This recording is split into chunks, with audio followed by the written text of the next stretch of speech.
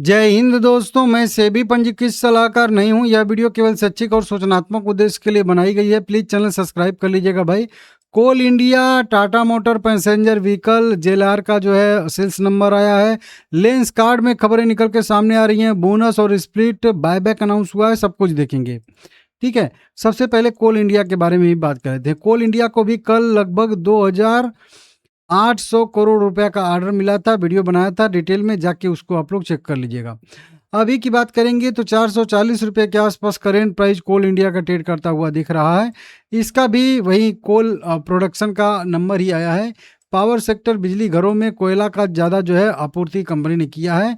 Financial जून मतलब वित्त वर्ष 2026-27 में देश की बिजली घरों में लगभग 51.44 मिलियन टन की आपूर्ति की गई है, जो पिछले साल से लगभग 6% ज़्यादा है। गर्मी में बिजली की भारी मांग के कारण ऐसा हुआ है, जो बताया जा रहा है।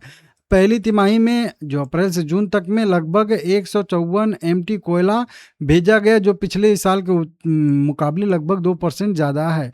कुल कोयला का आपूर्ति अगर देखेंगे, जून का आंकड़ा अगर देखेंगे तो 7.5% बढ़ के लगभग 65.8 मिलियन टन यहाँ पे पहुँच चुका है।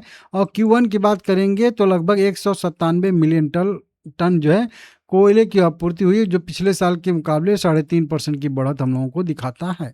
बढ़िया अपडेट आया है भाई, यहाँ पे देख सकते हो। और जो पुराना इनके पास स्टॉक था उसको भी खत्म कर दिया है।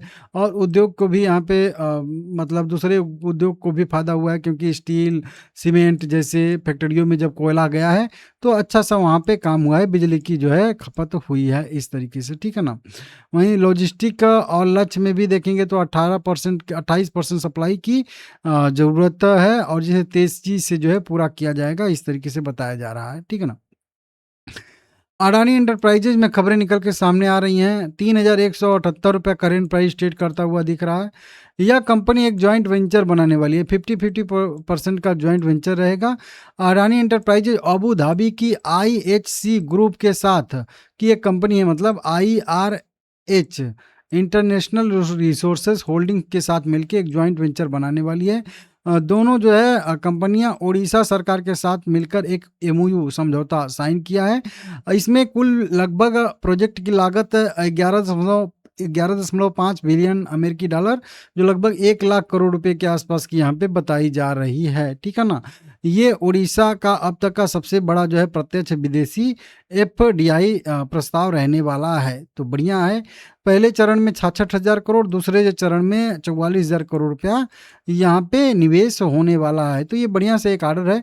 इस प्रोजेक्ट में क्या बनेगा तो एल्युमिनियम रिफाइनरी बनेगी 4 मिलियन टन प्रति एनम की क्षमता की वाली, और एल्युमिनियम शेल्टर भी 2 बनेगा, वहीं 2 मिलियन टन प्रति एनम की क्षमता के साथ। कैप्टिव पावर प्लांट 4,000 मेगावाट या 4 गीगावाट का बनेगा, और डाउन स्ट्रीम मैन्युफैक्चरिंग पार्क भी 1 मेगा मेट्रिक टन प्रति एनम पार्क का यहाँ पे बनने वाला है। ठीक है ना।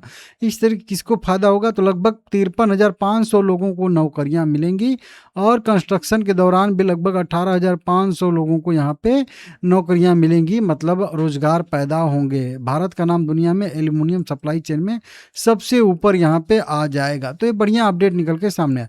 लेंस कार्ड सॉल्यूशन ने भी अच्छा अपडेट दिया है भाई। 5,530 रुपया करेंट प्राइस ट्रेड कर रहा है। 530 रुपया इसका करेंट प्राइस है। इसने भी 2 चीज़ें यहाँ पे की हैं। पहले तो एक मर्जर को यहाँ पे मंजूरी दे दिया है। मर्जर होने वाली कंपनी अपनी एक deals cards online services limited की प्राइवेट लिमिटेड की, और एक लेंस कार्ड आईटेक प्राइवेट लिमिटेड, 2 कंपनियों का जो है विलय करने वाली है, मर्जर करने वाली है लेंस कार्ड सॉल्यूशन लिमिटेड। मतलब खुद में किसी को भी कोई शेयर जारी नहीं किए जाएंगे। हाँ, शेयर धारकों और लेनदारों से कुछ मंजूरी चाहिए, लेकिन किसी को शेयर जारी नहीं होगा, क्योंकि दोनों कंपनियां पूर्ण स्वामित्व वाली सहायक कंपनियां यहाँ पे हैं। एक और खबर निकल के सामने आ रही है, और ये दोनों कंपनियां जो मर्ज होगी, एक का बिजनेस 6,247 करोड़, दूसरे का बिजनेस 3,300 करोड़ रुपए का यहाँ पे है। तो इसको देख सकते हो, तो थोड़ा सा जो है कंपनी का मार्केट कैप भी बड़ा बन जाएगा और बिजनेस भी बड़ा बन जाएगा। एक और कंपनी ने अपडेट दिया है, Ming Feng glasses world limited, चीन की एक कंपनी है, उसके साथ मिलकर ये भी एक जॉइंट वेंचर बनाने वाले हैं। इस जॉइंट वेंचर में ये जो है मेटल के चश्मे के फ्रेम होम जो है वो बनाने वाले हैं। 80% हिस्सेदारी लेंसकार्ट की रहेगी और 20% हिस्सेदारी जो है मिंग फेंग ग्लासेस वर्ल्ड की रहने वाली है। तो इस तरीके से देख लीजिएगा। आईआरबी इंफ्रा में भी न्यूज़ निकल के सामने आ रही है। 21 रुपये करेंट प्राइस का भी ट्रेड करता हुआ दिख रहा है। यह एक 4600 करोड़ रुपए का टोटल डील हुई है आईआरबी इंफ्रास्ट्रक्चर ट्रस्ट जो प्राइवेट इन्विट है इसके साथ। ये अपनी जो है 2 प्रोजेक्ट को जो है वो ट्रांसफ़र कर रही है, मतलब जो listed IRB infra InvIT trust है उसको ट्रांसफ़र करेगी। तो उसके तहत कंपनी को जो है टोटल 2744 करोड़ रुपए मिलने वाला है और इस पैसे के वजह से कंपनी आगे 8000 करोड़ रुपया का जो है और भी मतलब कार्य लेगी। वहीं पे ऑपरेशन एंड मेंटेनेंस के लिए मतलब आईआरबी इंफ्रास्ट्रक्चर को भी 2400 करोड़ रुपए का ऑर्डर मिलता हुआ नजर आ रहा है। तो इससे भी कई साल के लिए जो है वो मेंटेनेंस वाला जो है कार्य करने वाली है। टाटा मोटर पैसेंजर व्हीकल का यहाँ पे सेल्स नंबर आया है 346 रुपये करेंट प्राइस है। जेएलआर का नंबर आता हुआ नजर आ रहा है भाई। जेएलआर की अगर देखेंगे तो Q1 में कुल इकाइयाँ लगभग जो है वही कह लीजिए कि 79,300 इकाइयाँ थोक बिक्री हुई है, जो साल दर साल आधार पे देखेंगे तो लगभग 9% की बिक्री वृद्धि है। लेकिन अगर Q1Q आधार पे देखेंगे हम लोग तो यहाँ पे 16.5% की गिरावट देखने के लिए मिले। खुदरा बिक्री भी 80,000 यूनिट की हुई है, जिसमें 15% की साल दर साल बेसिस पे वृद्धि है। वहीं Q1Q बेसिस पे देखेंगे तो 13.5% की कमी देखने के लिए हम लोगों को मिल रही है। वहीं पे ये सेल्स गिरने का क्या कारण है, तो इनके एक सप्लायर के यहाँ आग लग गई थी, तो कुछ कंपोनेंट जो है सप्लाई नहीं हो पाए थे, कंपनी को टाइम से नहीं मिल पाए थे इसके वजह से। और जो अभी ये विवाद हुआ था ईरान और यूएस वाला, उसके वजह से भी। और कुछ मॉडल को ये थोड़ा सा पुराने मॉडल को धीमा भी कर रहे हैं उनकी सेल्स, क्योंकि ये जगुआर टाइप 101 लॉन्च करने की तैयारी में, मतलब नया एक मॉडल लॉन्च करने की तैयारी में, इसीलिए पुराने मॉडल को थोड़ा सा ये जो है कम बना रहे हैं, कम सप्लाई कर रहे हैं। तो ये भी एक जो है यहाँ पे कारण है।